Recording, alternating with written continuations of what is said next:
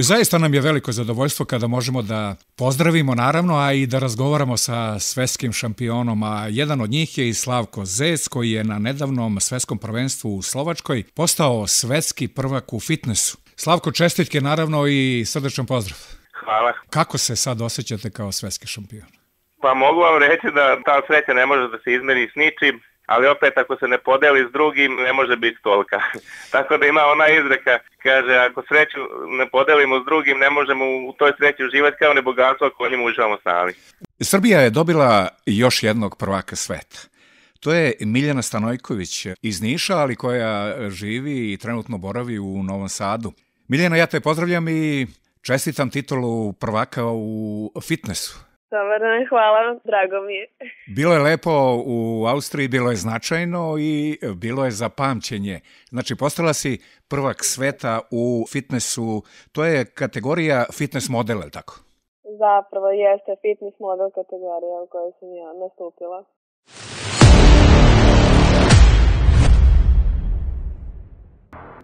Ako ste imali priliku da prisustvujete na fitness takmičenjima i da uživo vidite na bini jednog spremnog takmičara šampiona dok pobeđuje, sigurno je u vama izazvalo osjećaj divljenja i motivacije. Većina vas pomisli o tome kako je lepo biti u njegovoj koži i kako je lepo imati takvu fantastičnu formu i izgled, dok u njemu i njegovom životu svira dramatična muzika. Dobrodošli nazad u 3F emisiju. Danas ćemo istražiti tajanstveni svet šampiona i otkriti šta se zaista krije iza njihovih maski. Kada pomislimo na pobednički tron, odmah nam padaju na pamet slave, uspeh i sjaj. Ali da li je to sve? Da li šampioni stvarno žive živote iz snova ili postoje neke tajne koje vam nismo otkrili? Ostanite uz emisiju jer krećemo u potragu za odgovorima.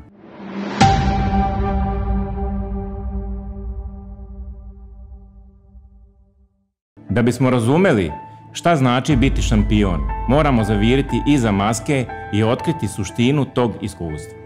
Prvo, istražit ćemo mentalni aspekt šampiona. Kakva je cena uspeha? Mnogi šampioni se suočavaju sa ogromnim pritiskom i očekivanjima kako od sebe, tako i od drugih. Otkrićemo kako se nositi sa strahom od neuspeha i kako održati motivaciju kada stvari postanu teške. Biti šampion znači žrtvovati mnogo.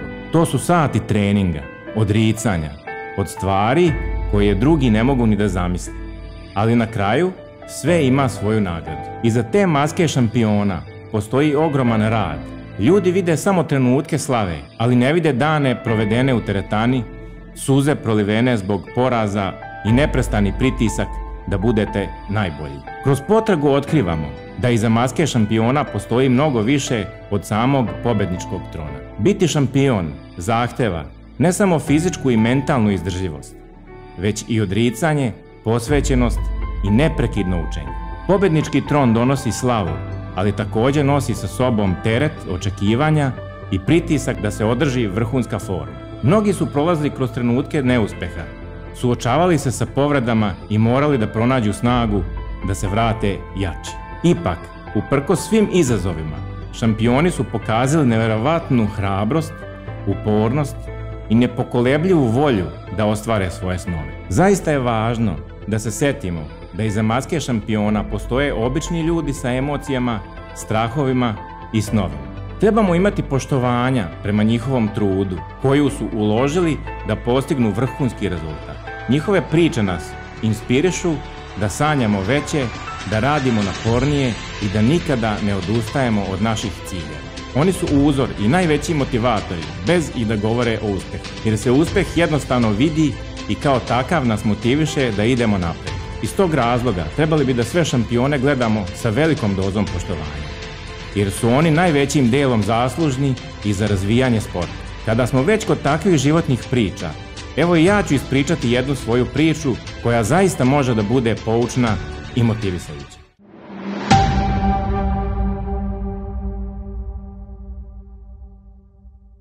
Evo i ja ću vam ispričati jednu moju zanimljivu priču i iskustvo koje sam imao prilikom odlaska na svetsko prvenstvo.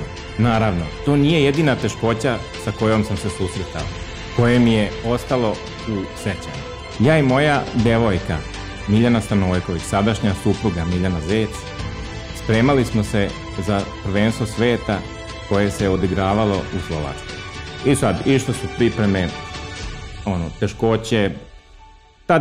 Tada sam bio u jednoj svojoj životnoj fazi gdje sam hteo da budem finansijski stabilan i zbog toga sam morao da radim neke svoje poslove i da sprovodim neke svoje ideje koje sam sebi zacrtao. Tako da ako bi radio kod nekog drugog, onda ne bi imao vremena da sprovedem te svoje ideje u delo. I ja sam se odlučio da idem na jednu vrstu rizika, da radim za sebe, ali trenutno nisam mogao da zaradim zato što sam tek pripremao plan da bi se moglo zarađivati. To je uticalo da u tom momentu nisam bio dovoljno finansijski situiran. Naravno, to me nije ni malo obeshrabrivalo, niti sam se osjećao očajno zbog tog stanja koje sam imao, zato što sam već u glavi imao cilj ispred sebe koji me je radovao. I ja sam nekako vizualizirao da sam uspeo u tome, pa se danas ispostavilo i da jesam. Sada, da kažemo, zbog te neke finansijske teškoće koje smo imali, dočekali smo zadnji dan sa novčanikom, a u njemu je bilo samo 200 dinara. I sad smo dobili poziv iz Beograda. Kad su nas pozvali, ja sam rekao dobro, dogovoreno. Međutim, moja supruga, poznavajući cijelu situaciju, rekla je kako misliš da ćemo ići kad vidiš kakva je situacija, treba nam još novaca da bi išli na to takmičenje. A mi spremni u fulu, sve izdržali, sve teškoće, sve borbe, sve nedaće koje su nas u životu sprečavale, samo da ne uspijemo. Mi smo to sve pobedili. Forma nam je bila fantastična. Ali sad se u meni lomi šta će sad biti dalje. Zašto sam se spremao, zašto sam toliko ulagao i novca i truda i svega onoga što je predstavljalo veliki teret. Sad, mene je to iskustvo kroz niz mojih takmičenja naučilo da nikad ne odustanem. Pa se sad desilo iskušenje da li sad da odustanem ili da ne odustanem. Po svemu sudeći, svako normalan bi odustao jer nema financija da krene, a ima svega sat vremena da bi se pošao na put. I sad meni supruga kaže, kako misliš da idemo kad nemamo dovoljno novca? Ja onda njoj odgovaram, onog momenta kad ja budem video registracije od tog autobusa, ali onako od nazad, onda znam da je kraj. Sve do tada ja ne odustajem. Onda se na to nasmeja, ko veli lud šta priča, razumeš, ona je tek tad i kretala sa mnom, nije toliko imala tih iskušenja i tako teških situacija. Tako da je samo prihvatila to što sam rekao i sad teče situacija, mi se spremili, koferi su tu, para nemamo. I sad ja razmišljam šta će sad biti, kažemo ako Bog da, ićemo, ako ne da, nećemo ići, kraj priče. I sad neću da pomišljam negativno. Ako razmišljaš negativno, onda kao magnet to i privlačiš. A ako razmišljaš pozitivno, isto kao magnet privlačiš i trebalo bi da se desi pozitivno. Tako mi se bar uvijek dešavalo u životu. I ništa, razmišljam ja već da sam tamo na bini, da se takmičim, da pobeđujem, da. Međutim, da napomenem, ja sam to takmičenje čekao 15 godina. 15 godina sam ja to takmičenje čekao da bi se spremio i da bi došao na tu binu na svjetskom prvenstvu. I sad, zvoni meni telefon. Ja uzimam telefon, javljam se, kad nekad dovoljno. Zdravo, jesi ti Slavko? I rekao, jesam. Kaže, dala mi je broj telefona jedna drugarica kojoj si ti skinuo 30 i nešto kilograma, a znaš je sigurno, ona ima, kaže, solarium, kaže, ti si prije dolazio kod nje i dala mi je tvoj broj telefona, pa kaže, ako mogu da te pitam nešto, ja, kaže, imam problem sa kilažom, pa sam htjela da mi pomogneš u tome i da se rešim stomaka. Da li ti možeš da mi pomogneš u tome? Rekao, naravno da mogu, ja se time bavim, imam iza sebe jako puno iskustva, puno ljudi je prolazilo kroz moje ruke. Rekao, ako se budeš pridržavala mog programa, nema šanse da ne uspeš. Ako se ne budeš pridržavala, normalno, rezultat će biti takav da neće biti zadovoljan. A ako se pridržavaš, garantujem ti da ćeš uspjeti. Kaže ona, odlično. Kaže, kad možemo da se vidimo i koliko to košta? Kažem ja njoj, vidi. Rekao, ja sad imam jednu specijalnu situaciju.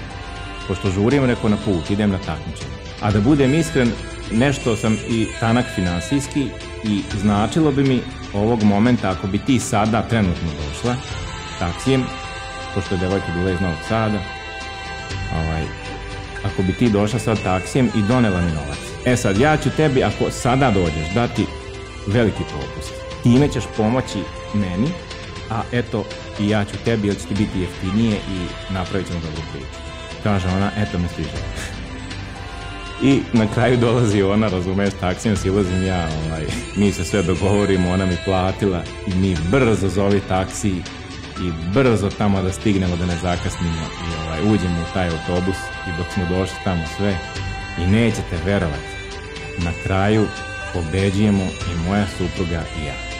Znači, to je bilo, znači, ja ne mogu da opišem kakav je to osjećaj bio. To su pisale i novine i bili smo posle toga i na televizijama, gomilu gostovanja smo imali. Posle toga su usledile i dobre stvari. Bili smo pozvani u jednu show emisiju koja se zvala Moja kuhinja, moja pravila. Sigurno je neko od vas i gledao tu emisiju i pratili gde smo moja supruga i ja spremali te zdrave fitness obroke i takmičili se sa. Tako da nam je to donelo dosta reklame, svi su nas zaustavili na ulici, grlili se s nama, htjeli su da se fotografišu. Svako pita da li na tom takmičenju ima zarade. Ja ću vam odmah kazati da na tom takmičenju nema zarade, ali ako ste dovoljno iskusni i inteligentni, vi ćete od toga znati da napravite novac. Znači, kroz to može da bude novac. Evo, ispričat ću vam jednu anegdotu. Pre isto na jednom takmičenju ja sam bio pobedio i sad jedna doktorica me na plaži u Novom Sadu srela i kaže ona meni, gledala sam te, kaže, juče na televiziji, čestitam, kao bravo, svaka čast, vidjela sam da si pobedio i to. Rekao, pa hvala. Kaže ona meni, a jesi dobio, kaže, nešto para na tom takmičenju. Sad, bilo je neka novčana nagrada, nije sad to bilo nešto spektakularno, razumete, a bilo je nekih tu poklona i to, ali namjerno ja sad kažem, pošto znam šta je svrha pitanja, namjerno ja kažem, nije bilo ništa, diploma, pehar i aj kući. Kaže ona, jaj Slavko, mani se ti toga, okači ti to mačko red. Rekao, što? Pa kaže, nema ništa od toga, bavi se ti s nečim drugim, mani se ti toga, samo, kaže, dižeš uzovu te tegove i sve ostalo. Kažem ja njoj, a kažete vi meni, kad ste vi doktorica, šta ste vi završili? Kaže, Bože, svašta što me pitaš, a medicinu. A rekao, šta ste vi dobili kao dokaz da ste završili tu medicinu? Kaže ona, po diplomu. A kažem ja njoj, a jeste li dobili i pare uz nju? Ona gleda u mene, gleda, trepće, kaže, ali me ostavi bez teksta. Svaka ti čast, sve sam razumela, više mi ništa ne moraš pitati. Evo ja, dokaz svakog znanja i priznanja je diploma. Ako ste vi iskusni i inteligentni, vi ćete od toga znati napraviti. A ako niste, džabe vam i diploma i sve nećete napraviti ništa od toga. Tako da, dragi gledaoci, eto i vidjeli ste iz moje priče kako je važno držati se u fokusu do zadnjeg momenta. Ne odustati nikad i ni po koju cenu. I svaka šansa mora da se iskoristi do kraja. Jer nikad se ne zna u kojoj šansi je onaj zlatni voz. Gomilu puta sam se pojavljivo išao negdje gdje su me zvali i tako dalje. I onda dođem kući i kažem, ja šta mi je to trebalo. Džabe sam izgubio dan, međutim nisam džabe izgubio, dobio sam iskustvo. A posle sam, zahvaljujući tom iskustvu, ispriloženo kao što ste mogli da vidite, ja sam bio spreman da upravljam sa tim zlatnim vozom. Koju sad pouku hoću da vam kažem. Nekad nekome se taj zlatni voz pojavi pre, nekome kasnije. I ako se nekome pojavi pre, ta osoba često biva nedorasla tom zlatnom vozu i onda napravi problem i propust. I bolje je da se to desi kasnije i zato ne treba odustajati. Ova formula se može nazvati univerzalnom i može se primijeniti u sve vaše sfere. Ja sam imao to iskustvo, uspeo sam, pobedio sam i kao takav delim sa vama iskustva i želim da vam ubrzam put ka uspehu. Ja poznajem dosta šampiona. Da li želite da zamolim neke od njih i da oni ispričaju neku svoju priču? Pišite u komentaru ako ste za to. To je sve za današnju emisiju. Iza maske šampiona, pobednički tron i šta to zaista znači. Hvala vam što ste pratili emisiju i nadam se da ste dobili uvid u svet šampiona koji ide dalje do, ali i od pukog uspeha. Svaka borba u tom sportu sigurno će utjecati i da budete jači i u drugim životnim sferama zbog iskustva koje su borbom dogurali. A iskustvo je zbir uspešno prevaziđenih prepreka. Ukoliko želite saznati više, zapratite moj kanal i ne propustite sljedeću epizodu. Do tada, ostanite motivisani i hrabro koračajte ka ostvarenju svojih snova. Hvala i vidimo se uskoro opet.